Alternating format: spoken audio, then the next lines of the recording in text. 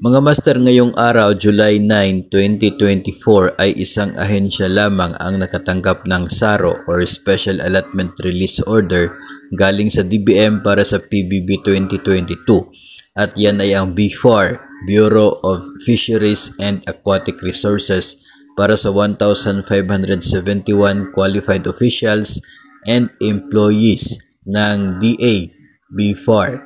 Ito po para sa PBB 2022.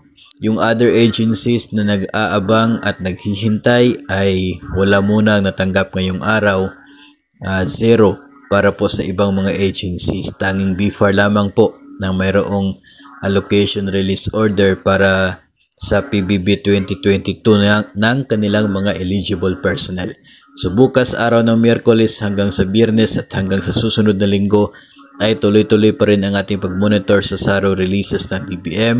Baka po sakali na isa ang inyong ahensya sa mga susunod na mabibigyan ng allocation nang sa ganun ay malapit na po ninyo matanggap ang inyo pong PBB 2022. Hintay-hintay lamang muna tayo mga master para po sa mga empleyado ng iba pang mga agencies na wala pang SARO hanggang sa ngayon para sa PBB 2022.